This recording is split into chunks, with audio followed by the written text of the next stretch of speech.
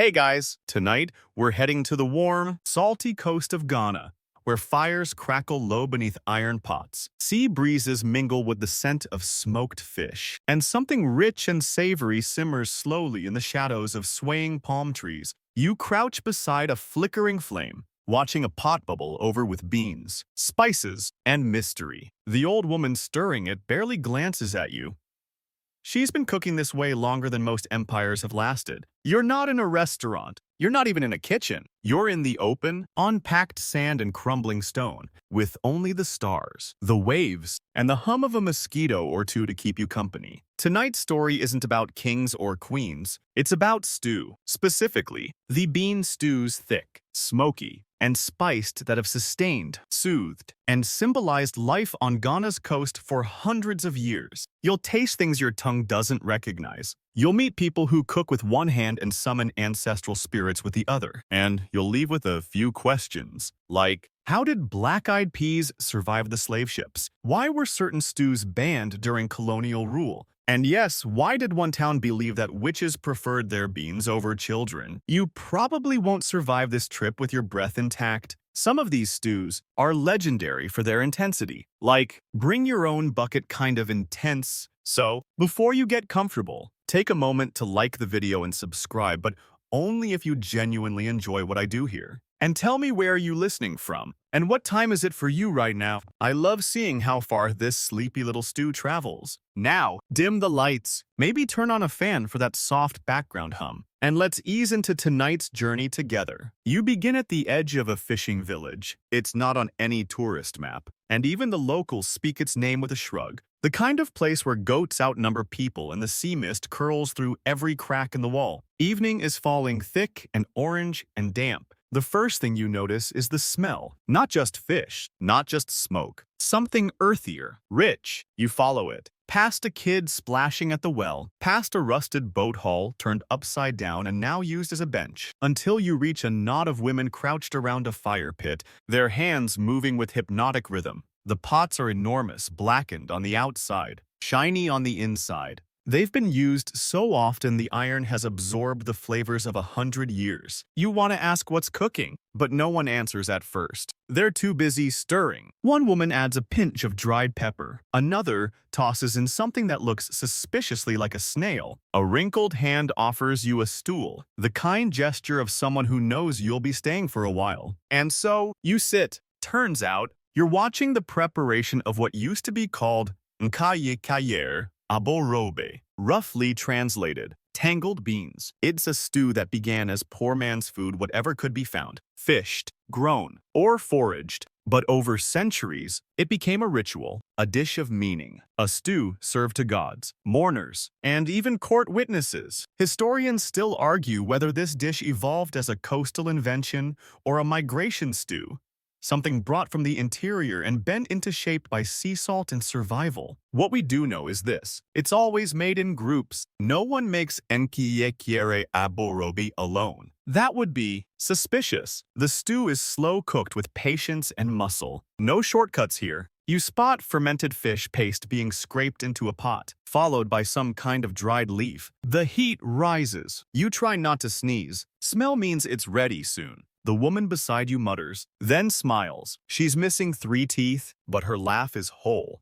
There's a quiet ceremony to all of it, a rhythm, a texture. And as the sun disappears and the moon takes over, the first spoonfuls are dished out into hand-carved bowls made from calabash shells. You take your first taste. It's complicated. It's soft, but fiery, salty, but strangely sweet at the end. There's a graininess, like crushed peanuts. But deeper than that, something you can't name: earth, smoke, history. One woman sees the look on your face and chuckles. First time? You nod. Your tongue's still recovering. It always stings the first time, she says, but tomorrow, you'll crave it. And you know she's right. Here, food isn't just survival, it's memory. It's conversation. It's rebellion. The bean stews of coastal Ghana have always been shapeshifters, taking whatever history throws into the pot and boiling it down into something edible. Tonight, you're only just beginning. And tomorrow, you'll help stir. You wake with salt still on your lips and bean spice in your dreams. This morning, you're walking inland just a bit, feet crunching over dried palm fronds, past huts strung with laundry that flaps like flags. The air is thicker here. Less sea, more soil. And the beans. Oh, the beans are everywhere.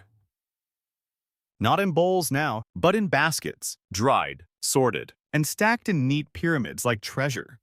If treasure had freckles and legume skins, you crouch beside a vendor. She's peeling off bean husks by hand, her thumbs working faster than your eyes can follow. Black-eyed peas, she says, though her accent stretches the syllables like taffy. They came on camels first. Wait, camels! She nods. You sit back as she begins to tell the story you didn't know you needed, the Trans-Saharan bean trail. Turns out, these beans weren't born here. They're migrants. Like so much of West African cuisine, they hitched rides on backs, boats, and beasts. Black-eyed peas came from further north and east, traded across deserts by caravans, so long they could stretch from here to Timbuktu and still have leftover goats. These weren't just trade caravans, they were information highways. Merchants moved with everything: salt, gold, gossip, and seeds. Bambara ground nuts, two rounder. Nuttier cousins to the more famous beans made the journey, stuffed into saddlebags or hidden in oilskin packets. A fringe theory even suggests certain legumes were carried not for eating, but for rituals planted in foreign soil as offerings to keep ancestral spirits from losing the scent of home.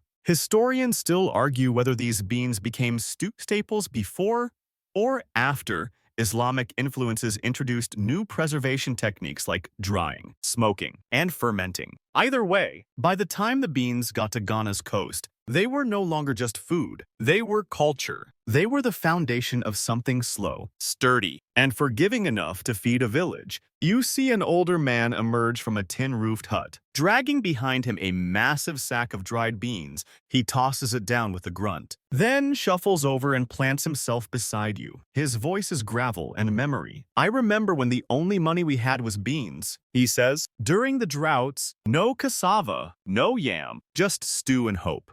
He tells you about his mother's stew, how it was spicy enough to make the chickens cry and thick enough to patch a leaky roof. Then he leans in close. "You know what makes it real?" You shrug, afraid it might be crocodile sweat or powdered snail shell. He chuckles. "Time. If you rush beans, they turn on you." This becomes your mantra. Don't rush the beans. As you leave the bean vendors behind, you realize these legumes are more than ingredients. They're travelers, survivors, diplomats. Between cultures, you pass a boy balancing a basin of dried beans on his head, whistling some pop tune that makes you smile. Even the youth carry the weight of the past effortlessly, without even knowing. You walk until the land changes again. The scent of the sea fades, replaced by sun-baked clay, drying cowhide, and the faint sweetness of palm sap. You're in a village that used to be a trade stop. Not a big one, just big enough to matter. Here, the beans met fire. The first stews weren't made in pots. Not really. They were made in hollowed-out cooking stones, heated by coals, stirred with branches. And they weren't even stews in the modern sense, more like thick mashes flavored with salt, fat, and whatever fish hadn't gone sour. There's a smooth depression carved into a black stone slab near the center of the square. A woman tells you her grandmother used to stew beans right there, letting them bubble under banana leaves to trap the heat. The leaves, she says, added something, a sweetness, or maybe just nostalgia. You run your fingers across the stone. It's cool now, but you can imagine it hot. Imagine hands just like yours but darker, stronger, rougher, moving with muscle memory, stirring, scooping, tasting, feeding. In that moment, the idea of bean stew becomes something more than food. It becomes an inheritance, and as if summoned by your thoughts, a little girl runs past with a bowl clutched in both hands. Steam trails behind her. She disappears into a hut, shouting something you don't understand, but it ends in laughter, the good kind. You sit again. There's always somewhere to sit in these villages. stones, steps, stools made from things you can't name. And you watch. The beans that once rode across deserts are now here, stewing again, bubbling slowly, absorbing salt and sun and story. They've been folded into family lines, marriage rites, funeral feasts, and accidental lunches. You don't need a recipe to understand them. You just need time. And maybe a bit of smoke. You're deeper inland now, just far enough that the air has lost its salty tang, but not its weight. The village here is quieter, older. Even the goats move slowly, as if they've absorbed the rhythm of the place. You hear it before you see it. A steady thunk, thunk, thunk, like someone drumming with the patience of a saint. You round a cluster of clay homes and find the source. Two women working in perfect sync at a giant wooden mortar, pounding soaked beans into a thick, pale paste. Their pestles rise and fall like slow pistons, glistening with sweat and the shine of effort. You sit again because sitting is half the job here, and let the sound of labor lull you. Pounding beans isn't just food prep. It's ritual, it's exercise, it's gossip hour. One woman is humming something low and old, and though you don't know the words, it seeps under your skin like warm broth. These aren't black-eyed peas. Not exactly. You ask, and she tells you with a laugh, they're Bambara beans. Cream-colored, rounder, denser, a bit nuttier, and better for mashing. They cook like they've got secrets, she says, then returns to her pounding. As they work, someone tends to the fire. A 3-stone hearth, blackened from decades of cooking, cradles a wide iron pot. The stew inside bubbles thick and slow. You catch a glimpse, not just beans, but shredded okra, slices of something root-like, and flecks of red chili oil swirling like galaxies. This is a stew made for endurance. One bowl and you could walk for miles or nap for hours. But there's another bowl beside the fire, a smaller one, a curious one. In it, a dark green bundle floats near the surface, wrapped tightly in twine. You ask what it is. The cook glances over her shoulder, lowers her voice. That, she says, is the leaf. Just the leaf. No further explanation. Historians still argue what that leaf used to be. Some say it was a species of Epham wisa, a bitter green used to purify. Others claim it was a now rare coastal kelp, harvested at low tide and dried under ash. A few fringe scholars believe it was a ceremonial herb, burned in shrines and stirred into stews during eclipse seasons. Whatever it was, it flavored the stew in a way nothing else could. Some say it added depth. Others say it kept the stew from spoiling. One woman in the village insists it made the stew whisper. You don't ask what she means. You're not ready for stews that whisper yet. You peer into the pot again and realize something. This isn't fast food. This is slow food, not just in cooking, but in intention. Each step soaking, pounding, stirring, tasting pulls you deeper into time. There's no microwave here, no electric stove, just fire and patience and the gentle bossiness of women who know better than you ever will. Someone hands you a paddle. Stir, they say, you try, and fail. The stew resists you like a stubborn mule. You nearly tip the pot. They laugh. One claps your back so hard you lose your breath. City hands, she says. You smile. Because it's true. Eventually, they let you try again, and this time, the paddle moves more easily. You find the rhythm, left to right. Scrape the bottom, fold the top. Keep the beans from sticking. Keep the flavor from fleeing. You stir like your life depends on it, because in some ways, it does. You think back to the coastal village, the firelight, the sea wind, the iron pot so black it glowed. And now you're here, with beans that came from the desert and leaves no one can name, in a stew cooked on stones by people who treat recipes like prayers. There's a moment just a flicker when you swear the stew smells like home. Not your home, maybe, but someone's, and you feel warm in your chest in a way that has nothing to do with fire. Someone tastes the stew and nods, approves. They ladle it into shallow bowls, each topped with a drizzle of bright orange oil and a few flakes of dried fish. You eat slowly, grateful. You want to remember this taste. You want to carry it forward. The cook sits beside you. She doesn't say anything for a while. Just eats. Then, finally, my mother said this stew is like time travel. She says, every time you make it, you visit everyone who ever did. You nod, because in this moment, that feels exactly right. You didn't think stew could bite, but this one does. You're back on the coast now, seated on a low stool carved from driftwood, and something in this pot is alive. Not literally. You hope, but as the lid is lifted, a gust of steam punches you in the face. You cough, your eyes water. Somewhere behind you, someone chuckles in a very told-you-so kind of way. This is abom, a fermented fish and bean stew so potent, it's been known to send grown men running. Not from spice, but from smell. The scent hits first, then the flavor follows, like a wave you weren't braced for. And the aftertaste, that's where the magic or horror really lives. What you're smelling is momoni fermented fish, not just aged, but transformed. Fish that's been buried in salt, left to sweat under tropical sun, then air-dried until it's pungent enough to clear sinuses and, allegedly, raise the dead. Fringe belief. Maybe, but you're not taking chances. They say this stew wasn't meant to be pleasant, it was meant to be powerful. You watch as the cook drops a dark, sticky chunk of momoni into the pot, followed by dried shrimp, crab paste, and what looks like a small piece of seaweed. She adds no fresh fish not needed. The flavor is already deep sea level intense. The beans today are soft and yellow. Cowpeas, maybe. They dissolve as they cook, turning the broth into a silky, funky, golden sauce that sticks to the sides of the pot like caramel on a hot spoon. A wooden ladle stirs it slowly, carefully. There's a kind of reverence here, like a potion being finished.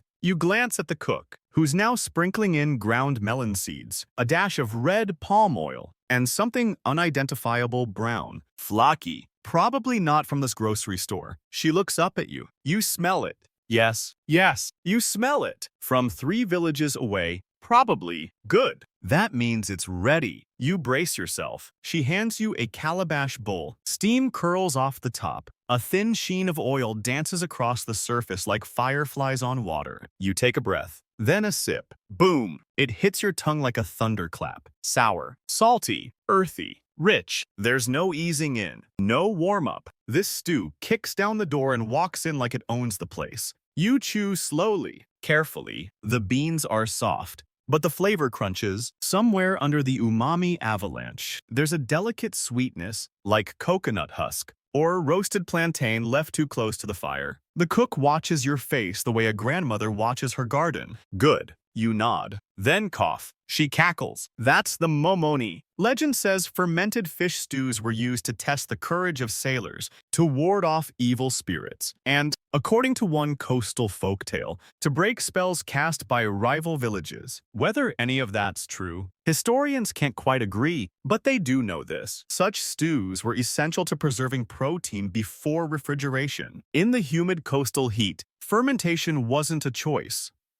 It was survival. Still, not all fermented stews were welcomed. Colonial records from the early 1900s include several complaints about the noxious vapors emitted by open stew pots along the Gold Coast. British officers allegedly forbade the sale of certain fermented dishes near colonial courts, fearing they'd disrupt proceedings or their stomachs. One tale even claims that a particularly strong pot of abom caused a visiting officer to faint during a tax hearing. Probably apocryphal, but deliciously so. You lean back, half full, half dazed, watching the pot bubble on. The sun's dipping lower, casting gold across the yard, and the breeze brings occasional mercy. Nearby, children play a clapping game. They chant something in rhythm nonsensical to your ears, but with one word you catch. Abom. They're singing about stew or teasing each other for smelling like it. Hard to say. What's clear, though, is that the stew lives in every part of the culture, not just in kitchens, but in jokes, rhymes, insults. You stir like your beans are dry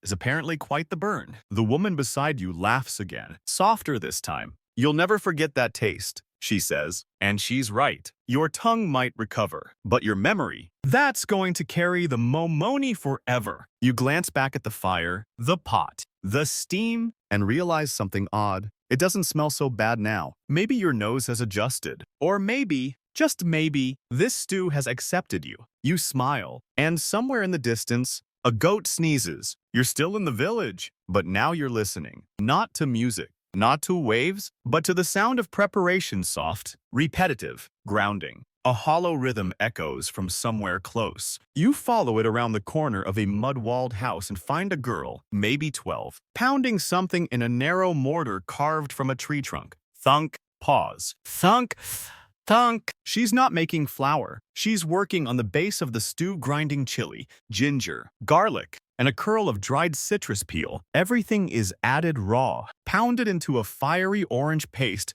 with a splash of water and sheer arm strength. The scent rises in little bursts with every stroke. It stings your nose and somehow makes your eyes water emotionally. 2. She doesn't look up. She's done this before, many times. Eventually, an older woman approaches and silently takes over. The pestle now moves with practiced grace, like stirring air that fights back. You want to help, but also, you kind of want to keep your shoulders intact. The mortar and pestle aren't just tools. They're heirlooms. Some of the ones still used today in Ghana's coast date back decades, even centuries, passed down from mother to daughter, not just for stew, but for rhythm, for wisdom, for ritual. The stew being made today isn't for dinner. It's for something else. You follow the scent and arrive at a small, shaded courtyard where a table has been set not for people, but for spirits. Tiny bowls sit neatly on a cloth. There's incense burning, and a cracked gourd filled with palm wine nearby. The air hums with stillness. A woman dressed in indigo wraps approaches the shrine.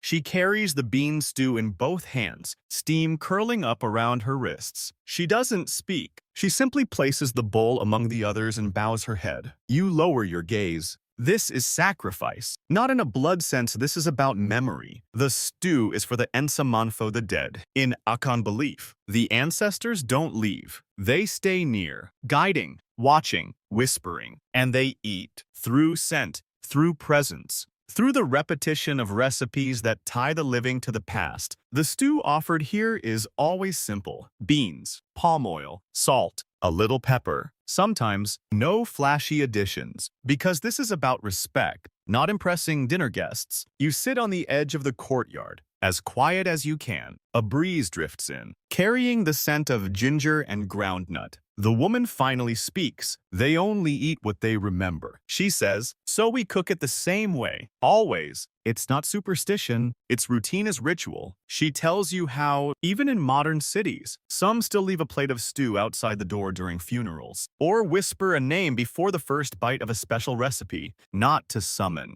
but to include. Historians still debate how far back these practices go. Some argue that ancestral bean offerings predate structured shrines. Others point to early colonial records where missionaries recorded ghost meals with vague discomfort. And still others suggest this culinary memorialism emerged not from religion, but from resistance to colonial erasure, to slavery, to the theft of the memory. Fringe folklore claims that if you forget to feed your ancestors for too long, they might visit in dreams, in weather, or in the stew itself. A sudden bitterness, a pot that burns unexpectedly, a missing flavor no one can quite explain. You glance at the offering again and feel a chill. Despite the heat, there's reverence here, but also fear. No, not fear. Respect. As the ceremony ends, you're invited to taste the stew from a second pot, the one for the living. It's simple, yes, but deeply satisfying. The beans are soft but not mushy, the oil rich, and the pepper just enough to wake up your whole face,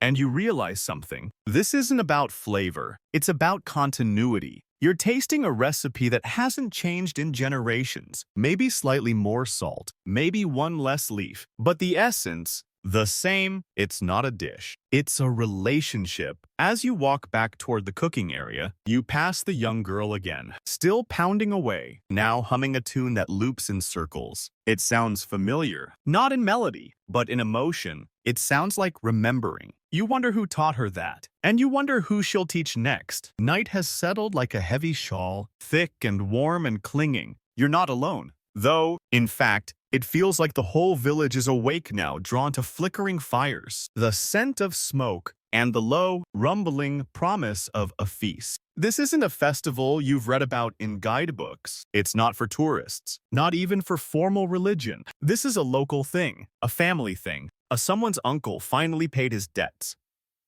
Kind of celebration, the kind where stew isn't just food, It's punctuation. It ends the story of the day, and sometimes starts a brand new one at midnight. The courtyard is glowing with firelight. Drums pulse softly, growing louder in slow, tidal waves. Kids run barefoot, chasing sparks with sticks. Old men sip palm wine and pretend not to laugh. Somewhere, someone roasts goat meat on a spit. But your nose keeps pulling toward the bean stew, a massive cauldron resting in the center of it all, simmering like it's got secrets. Tonight's version is something special. A hybrid stew. Beans. Yes, fat and golden, but also chunks of yam, grilled fish, roasted peanuts, and green plantains sliced thin and fried to a crisp. The broth is deep red, shiny with palm oil and speckled with floating flakes of dried pepper. It smells like a dream you forgot you had. A woman ladles it into hollowed calabash bowls.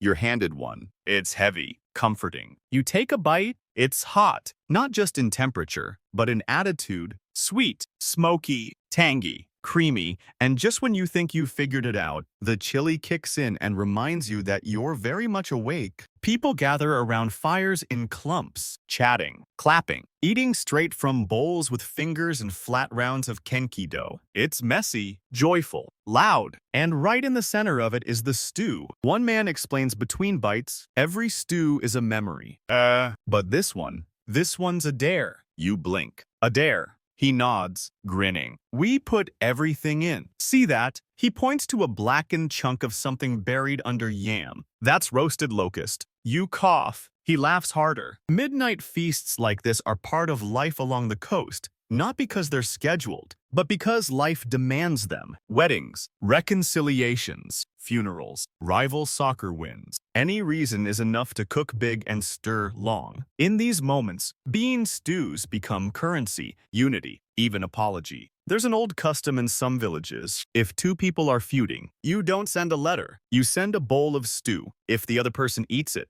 the fight is over. If they send it back, well, then it might be time to talk to the ancestors. Historians still argue how widespread these stew customs were. Some believe they were limited to a few coastal regions, while others think similar traditions extended all the way to inland Nigeria and parts of Sierra Leone. But everyone agrees on one thing. Food isn't just survival here, it's symbolism. And stew speaks louder than words. The drums pick up. The children are now half dancing, half sugar high. You spot a boy licking stew from his palm. Absolutely no shame in his game. Across the fire, an old woman slaps her knee and tells a joke so dirty even the goat flinches. You don't catch the punchline, but you laugh anyway. Someone adds firewood. Sparks float up like tiny lanterns. Your bowl is nearly empty, but the warmth inside you lingers. Not just from the spices, from something else. A strange, beautiful belonging. You, the outsider, have been fed.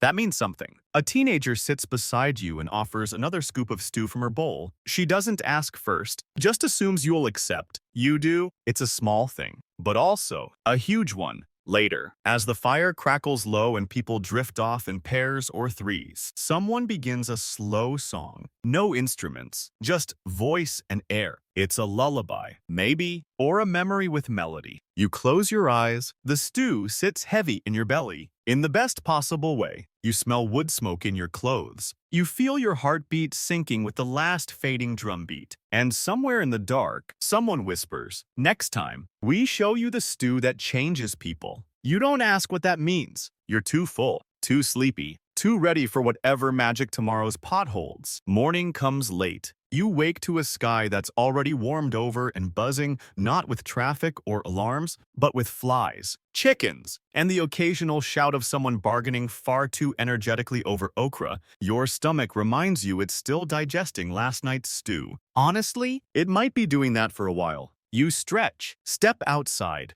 and smell something new but also familiar. Smoke, as always, and beans. But this time, a hint of palm sugar, roasted coconut. It's hard to tell. You follow your nose again. That's become your full-time job here. The village is quieter now, resting from the night before. But just off the main path, tucked beside a compound shaded by banana trees, a different kind of stew is brewing. You approach carefully. Something about this place feels charged. It's smaller, just one pot, and a woman tending it who looks up, sees you, and gives a long, unreadable pause before nodding once. You sit. That's your second job. She stirs with a flat wooden paddle. Her wrists are covered in copper bangles that jingle gently every time she turns the spoon. The pot itself is unusual, black clay, rounder than the usual iron pots, with a strange carved pattern on the rim. You want to ask, but something stops you. Finally, she speaks. They used to say this stew could make you disappear. Oh, cool. She explains not to frighten you,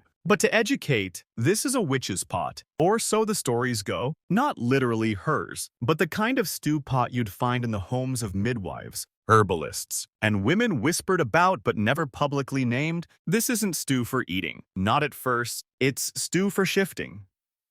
For rituals that helped you become someone else, or help someone else forget who you were. There's a long pause where you wonder if you should have brought a charm, or, a priest. She adds ground kola nut, a bittering agent with stimulating properties, then a few shriveled roots. One might be ginger, one might be something else. The steam turns silver in the light. In some coastal communities, such stews were made with intention, not just ingredients. They'd be stirred while singing certain names, eaten only in solitude, or left to cool under the full moon before being shared with those in mourning or those seeking justice. Historians still argue whether these stew rituals were widespread practices or isolated folklore. Some believe these stories were invented by colonial administrators to discredit female herbalists. Others insist recipes were passed down in secret, masked as common dishes but carrying layers of meaning. Fringe accounts tell of stews made with ink-black beans found only after storms, or palm oil pressed under silence. One British traveler in the 1880s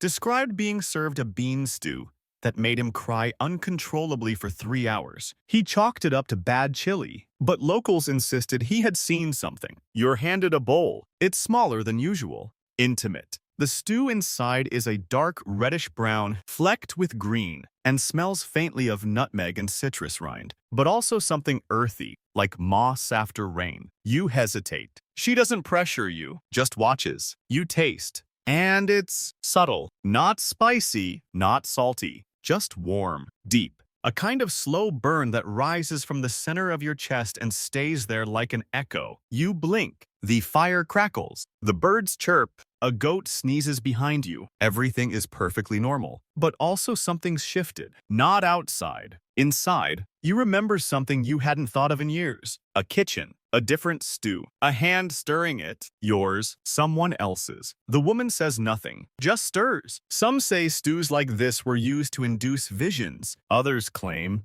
they simply made you more open to what you already carried. One thing is clear. This stew wasn't made for taste. It was made for transformation. You leave quietly, thanking her with a nod. She nods back. Nothing more needs to be said. As you walk, the wind picks up, just slightly. A few banana leaves rustle. Your heartbeat evens out, and you wonder, was that a meal or a message? Either way, you feel lighter, or maybe just more awake. You head back to the coast, not because the mountains were unkind, but because something's pulling you now. A whisper of tide, of salt, of stews cooked where land and sea blur into something less certain. The waves seem louder today, or maybe just more judgmental. You're in a town with a strange reputation. Ask anyone in the region, and they'll tell you with a raised eyebrow. That place. Their stews are strong. Strong meaning flavorful. Strong meaning cursed. You don't ask. The market here is livelier than expected.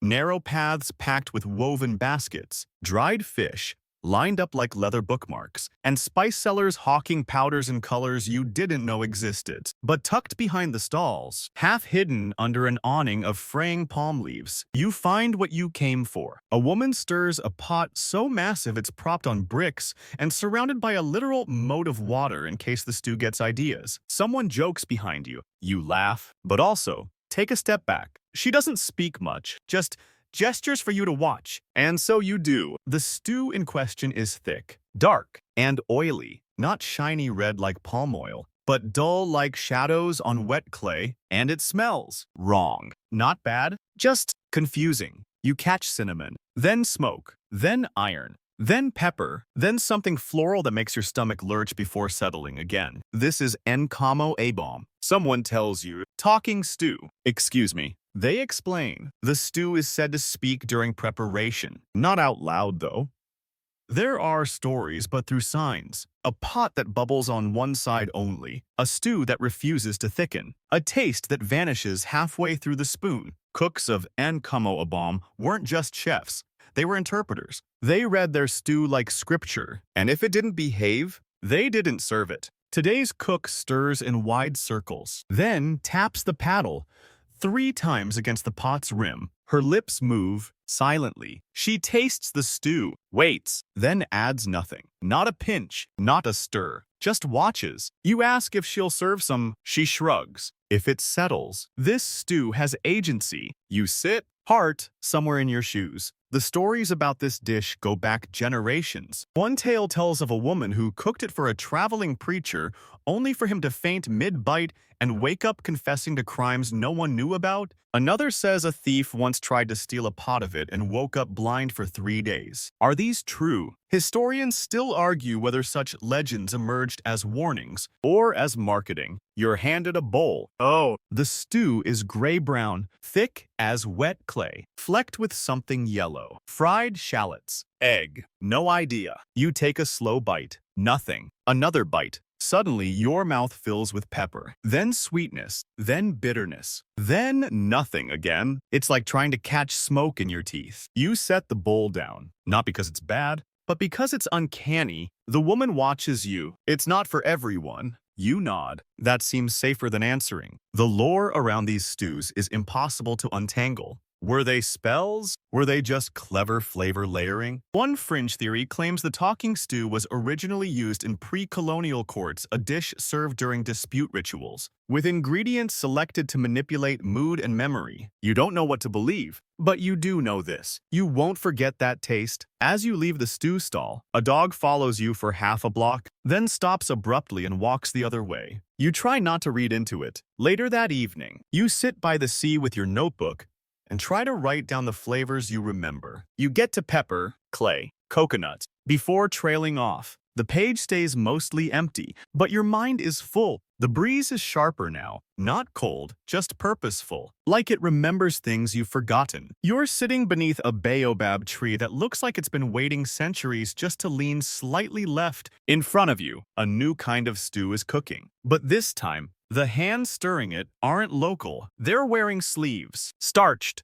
pressed, clean. The year is somewhere in the late 1800s, or at least that's where your mind lands as the story unfolds. This section of the coast is changing. Faster ships, tighter borders, more buildings with straight lines and less laughter. The British have arrived, not for beans. Of course, for cocoa, for gold, for bodies. But as always, they notice what's on the plate. The woman cooking beside you is half Ghanaian, half Creole, and her accent dips and sways like it can't quite commit to a single rhythm. They brought their own stews, she says, stirring deliberately, but ours made more sense. You watch the pot. Black-eyed peas, smoked mackerel, diced tomato, a hint of nutmeg, and butter. Yes, someone's added butter and thyme, British thyme. This was the beginning of the mixing, she says, but also of the resisting. She tells you how colonial officers tried to refine the local dishes, how they considered bean stew too dense, too unpleasantly seasoned. There were efforts to dilute the pungency, remove fermented elements, replace red palm oil with vegetable shortening. They wanted control. She shrugs. So they started with the food. One fringe theory even claims colonial schools taught children to correct traditional stews by making them lighter in color and milder in taste. Historians still debate whether this was systemic policy or cultural drift, but the evidence remains. Recipes in missionary cookbooks, letters describing acceptable stews for European palates. You take a bite of today's version, it's fine, familiar, still good, even, but something is missing. You ask her, what? She nods at the pot. The edge, she says. They took the edge. Still, the stew adapted. Locals began folding in new ingredients: cabbage, carrots, butter beans. But quietly, defiantly, they held on to certain elements. The chili, the fish paste, The slow-cooked rhythm. Stews became code served with a smile, but seasoned in protest. She hands you a spoonful of another version simmering nearby. This one's for the house girl, she says, eyes twinkling. What the madam didn't eat. It's thick, spicy, burnt at the edges. Absolutely perfect. You can always tell who the stew was meant for, she adds, by how much it dares. You sit with that. Across the field, a boy carries a tin bowl stacked with food. 3 different stews layered one on top of the other. His spoon is carved, chipped, and fast. He doesn't pause between bites. You watch, curious. Which one's best? You call. He shrugs. They're all good when you're the one adding pepper. That night, you dine with a family that serves 2 pots. One is official, mild, tomato-heavy, polite. The other comes out only once the elders nod. Hidden under a cloth, stewed with dried okra and smoked snail. Unapologetic. You're offered both, and you already know which one you'll choose, because now you understand what stew can carry. Not just beans, not just fish, but power. You're on the move again, this time by truck, clattering over dusty red roads lined with cocoa trees. The leaves above filter the sun into gold and green stripes, and somewhere nearby, someone is already shouting about stew. You're heading to the farms now, not for tourism, for labor. It's the 1910s, and the cocoa boom is transforming the Ghanaian coast into something unrecognizable. Forests cleared, roads carved, bodies bent from sunrise to dusk. Work camps rise like mushrooms after rain. Temporary, cheap, and almost always hungry. And that's where bean stew comes back into the picture, not as ritual, not as offering, but as fuel. You're dropped off at a clearing where large aluminum pots sit on rusted oil drums converted into stoves. Flames lick their bottoms. The smell is heavy. Beans, yes, but also smoke, sweat, dust, and palm oil turning slightly acrid at the edges. A woman named Auntie Korkor runs the makeshift kitchen. She's got 1 working eye and 6 broken spoons, and she's in charge of feeding 50 men with barely enough ingredients to satisfy 10 nails. This is not stew. She tells you this is survival with salt. She shows you the recipe. Step 1. Whatever beans you have, cowpeas, bambara, kidney beans, doesn't matter. Step 2. Whatever's left from yesterday, saltfish, cassava peels, maybe the oil from fried plantains if anyone saved it. Step 3. Water, fire, and lies. Lie to the pot, she says. Tell it. There's meat coming. The stew bubbles like it believes her. She stirs constantly, not to cook faster, but to stretch the pot. Make the flavor last. Keep the bottom from burning so no one gets the dreaded black crust scoop. Sometimes, she adds a flour paste to thicken it. Other times, shredded cassava leaves. Today, crumbled, dried maize husks. It looks like breadcrumbs. It tastes like desperation, and yet somehow it works. The stew is spicy, gritty, rich at the top and bland at the bottom, but it fills the belly. That's the only goal here. You watch the workers arrive, shirts off, faces hard. Their hands are blistered from chopping cocoa pods all morning. No one talks much. They line up with dented tins, receive their scoop, and vanish to the shade. You follow one boy barely 16, maybe less. He sits under a tree and eats fast, like the bowl might evaporate. You ask him if it's good. He shrugs. If you're tired enough, it tastes like mother's food, and you feel that in your bones. There's no festival here, no spirits, just exhaustion. But even in that, stew remains a thread holding people together. Auntie Korkor tells you how she learned to stretch food from her grandmother, who survived a flood with 2 cups of beans and a dented pot.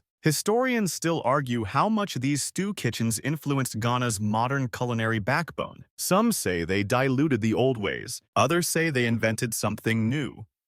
Labor stew, as it came to be called. A stew made not for taste or tradition, but for time and toil. You ask if she misses the old recipes. She pauses. Sometimes, she says, but they don't miss me. Then she laughs. A truck pulls in with more men, more mouths. The fire is stoked again. More beans are dumped in. She mutters something under her breath, a prayer. Maybe, or a recipe she's not willing to say out loud. You offer to help. She hands you the spoon. It's heavier than it looks. You stir. It fights back. But you keep going, because you know now this stew isn't for pleasure. It's for making sure people get up tomorrow. And somehow, that feels sacred in its own way. You've never seen stew in a canteen before. At least, not like this. It's the 1940s now, or close enough. World War II has crept its way into Ghana's reality, not through bombs, but through boots, uniforms, orders barked in clipped accents. Coastal towns become military depots. Men are drafted. Railroads?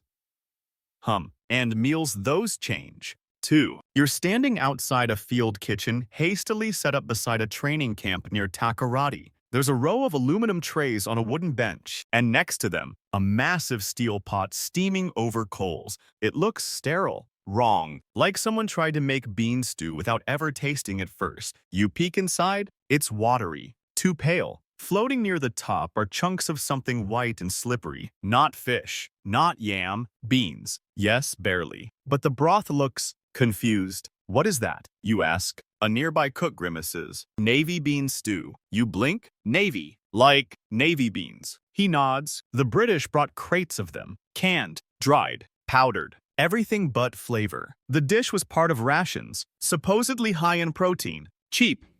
Easy to store. But here, it fell flat. Locals tried to zhuzh it up with chili, fermented okra, or crayfish powder, but nothing stuck. One woman named Adwoa, who used to cook for the soldiers, tells you plainly, they tried to feed us war stew. We fed them real stew. She takes you around back, where an unofficial pot bubbles away beside a storage shed. No permission, no paperwork, just tradition. This one's made with cowpeas, pepper, onion, smoked bush meat, and crushed agusi. The difference is night and day. You smell home in that pot, or at least someone's home. You ask Adwa why she keeps making both versions. She shrugs. So we remember what got taken and what we refuse to lose. That night, you watch as workers and soldiers line up with tin bowls. Some take the regulation navy bean stew. Most don't finish it. A few glance around and slip behind the shed, trading dry rations for a hot ladle of the good stuff. Historians still debate how food functioned during wartime colonial rule. Was it sustenance, control, culture, or all three? In Ghana's coastal towns, stew became a kind of quiet resistance. You can take the land, you can take the cocoa, but try to take the flavor. Good luck. One fringe account even tells of women cooking stew laced with truth herbs. Local roots believed to open the mind, then serving it to officers during negotiation meetings. Whether true or not, it speaks to the deeper reality. In wartime, stew becomes strategy. Adwoa tells you about the double pots, the one visible and the one hidden. Official stew for the payroll, actual stew for the soul. Later, you get a taste of both. It's no contest. The navy beans are chalky, the seasoning timid. It's not a meal, it's a spreadsheet in liquid form. But Adwoa's stew, you chew slow, your lips tingle. The broth clings to your throat like good advice. And somehow, between bites, you realize this stew remembers. It remembers the coast before uniforms. It remembers the hands that taught Adwoa to stir. And it definitely remembers how to make you sweat. As you leave the canteen, a soldier calls after you. That stew's not in the army manual. You know, you grin. That's the point. You're no longer wandering back roads or peeking into hidden clay pots. This time, you're walking through a market bold, bright, and unapologetically loud. This is Accra in the 1950s. And if there's one thing louder than the clamor of metal pans and motorbikes and babies strapped to backs, is the voices of the stew sellers. They are called market queens. And make no mistake, queen is not metaphor. These women rule, not with scepters, but with ladles, with oil-slicked aprons and measuring eyes, with long-handled spoons that double as business tools and warning signs. You pause near a stall, painted sky blue and fronted by 3 iron pots steaming like they're gossiping among themselves. A woman behind them is shouting in 2 languages at once, swatting flies with one hand and dishing up stew with the other. Her name is Mama Isi. She doesn't stop talking even as she scoops you a portion. Take it or leave it. But don't come back pretending you didn't smell this from across the street. You do as you're told. The stew is a blend of mashed cowpeas, fried onions, and salted tilapia chunks, all drowned in thick palm oil that's been seasoned with something citrusy. It's rich, it's bright, and it's designed to make your mouth say thank you and help at the same time. This is street stew, bold, immediate, sold hot and fast to drivers, office workers, and school children skipping class, but beneath its flash is an old soul. These recipes didn't appear overnight. They're distilled memory, passed from grandmothers to daughters, each one adding a tweak or a trick and guarding the real method like a state secret. You ask Mama Essie how long she's been cooking. She snorts, long enough to know who's lying when they say they like it spicy. Her stall has a loyal crowd. Taxi drivers, factory workers, even politicians, occasionally, if they're brave. And each stew she makes tells a slightly different story. One's made with smoked turkey and garden eggs, another with roasted ground nuts and mashed yam, but it's the special pot that catches your eye. It smells expensive. You ask. She leans in. That one's for the radio. You blink. The radio? She nods. Used to be a cooking show. They'd record here. I made stew. They asked questions, but I never told them everything. She smiles, with all the smugness of a woman who knows she got away with something. That radio program, You Learn, ran through the 60s. A Sunday show, part talk, part recipe, part oral history. Women like Mama Easy were invited to share their stews live on air, but of course, they never gave the real recipes, only the versions with a few ingredients left out, or a trick unstated. It became a kind of game. The public would try to recreate the stew, fail, and come crawling back to the original seller. Historians still debate whether these radio stews were genuine attempts to archive culinary knowledge or clever marketing ploys. A few believe it was both, a way to document recipes under the guise of entertainment, but also a platform for queens like Easy to become legends. You finish your bowl, you think you figured it out, there's onion, there's pepper, maybe a hint of smoked crayfish. Nope, Easy says, before you even ask. You laugh. She's already turning to the next customer. As you wander deeper into the market, you see the stew legacy everywhere.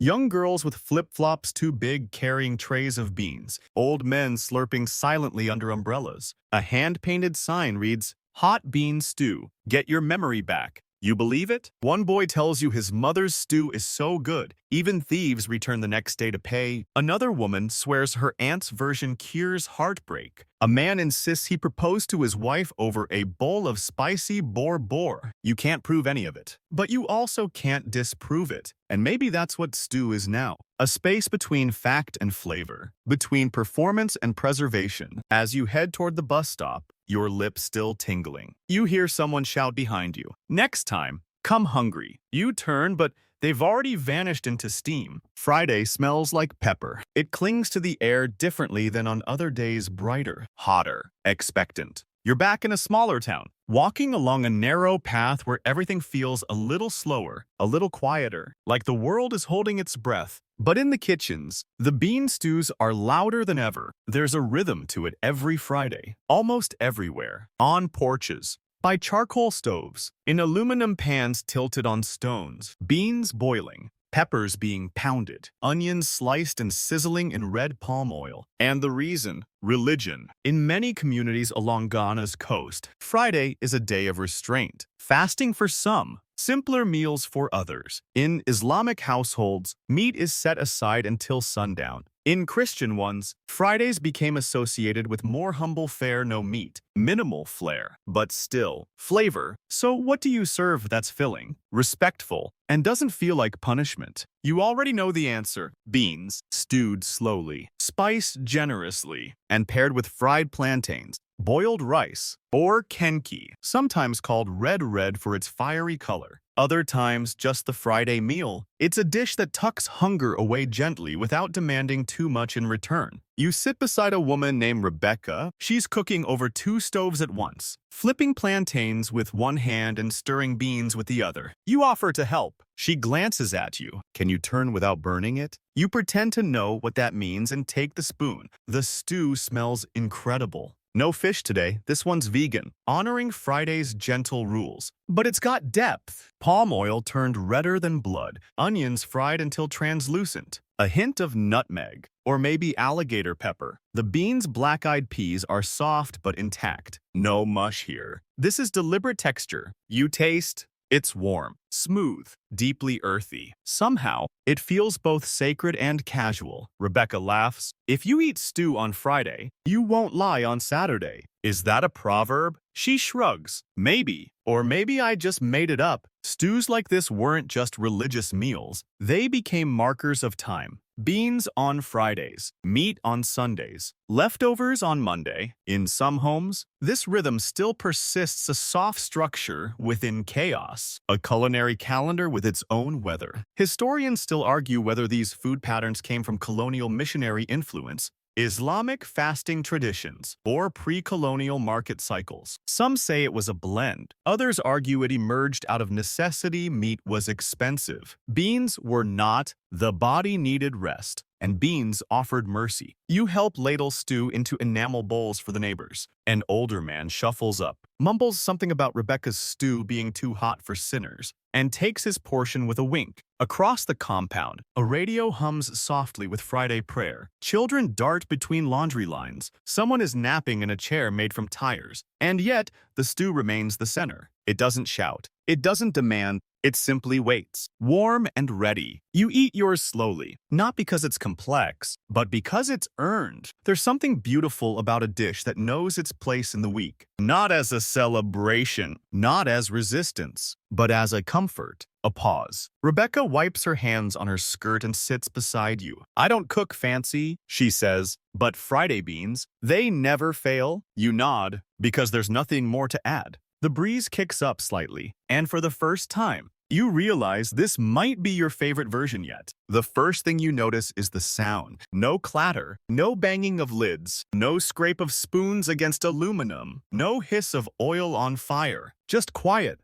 broken only by the occasional sigh of the wind and the rustle of distant trees. You're standing in a small courtyard, where a woman is holding something ancient in her hands. A clay pot? It's cracked, blackened, and beautiful. This used to belong to my mother's mother, she says softly, fingers brushing the rim like she's petting memory. It doesn't cook the same anymore, but I can't let it go. Her name is Mansa. Her stew, simmering gently beside her on a clay hearth, smells like history. This is the old way. Before aluminum pots, before gas stoves, before the speed of modern life took stew from something sacred to something scheduled. The pot in question was hand-formed from coastal red earth, fired in an open kiln, cooled under banana leaves, and polished with smooth stones. It once hung over fire in the homes of women who measured time by how long beans took to soften, not by clocks. The stew inside it today is quiet. Black-eyed peas, garden egg, a handful of dried shrimp. No dramatic spices, just balance,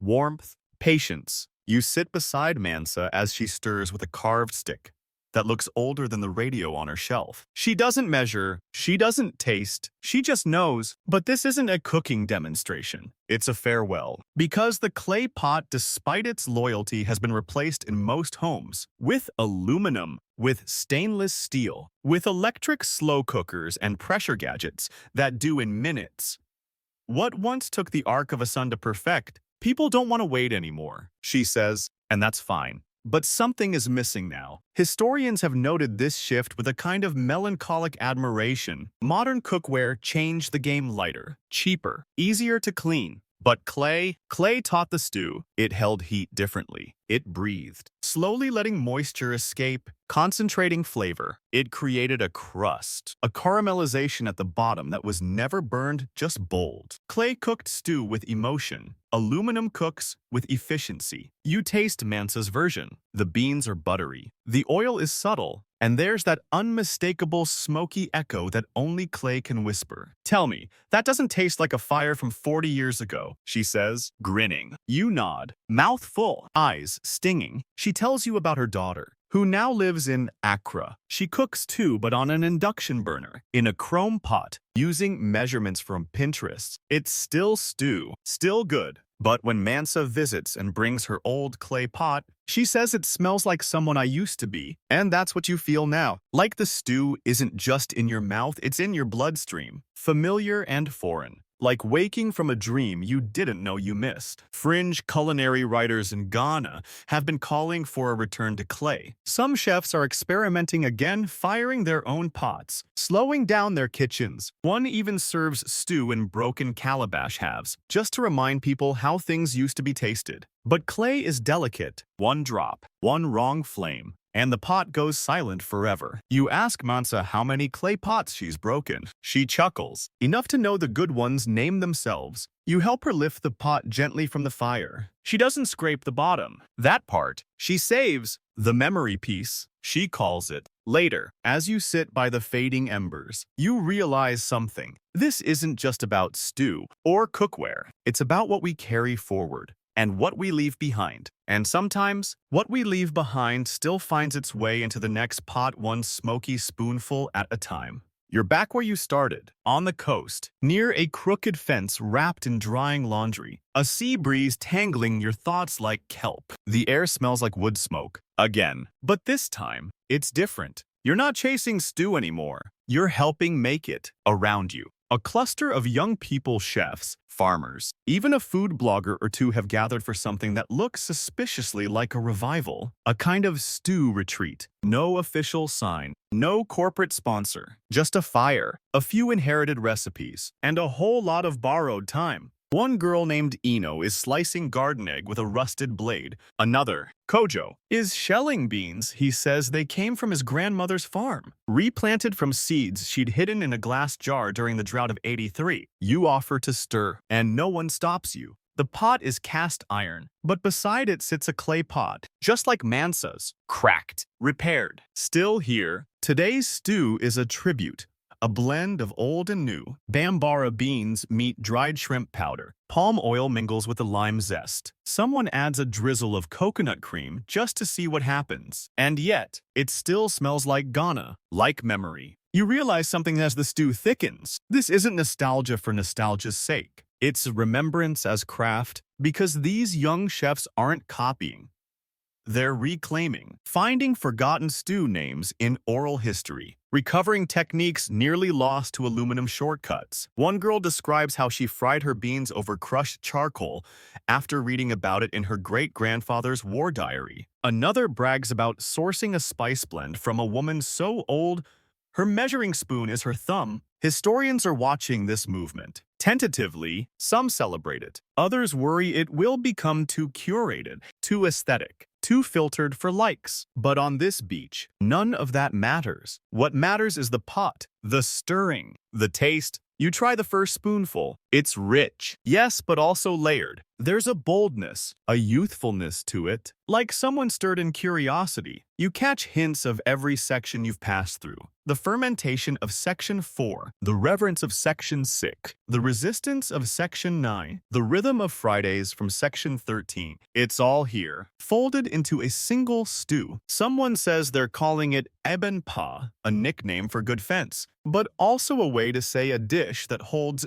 everything together. You smile. The sun dips, the sea exhales. You sit on the ground, warm bowl in your hands, listening to voices swap stories like seasoning, some funny, some sad, all deeply human. Kojo raises his bowl and says, "To the ones who stirred before us." Everyone echoes it, and then silence except for slurps and the gentle, loving scrape of spoon against bowl. You lean back, the fire pops, and slowly, softly, you drift. Let it all settle now. Let the fire go quiet. The waves retreat from the shore of your thoughts, and the scent of stew spiced, smoky, earthy fade into something softer than memory. You've walked long roads tonight, sat at the feet of women who stir time into pots, tasted smoke, pepper, loss, and laughter in the same spoon. You've stood beside the old hearths, touched clay cooled by generations, and watched stews that whisper truths louder than any textbook. And now,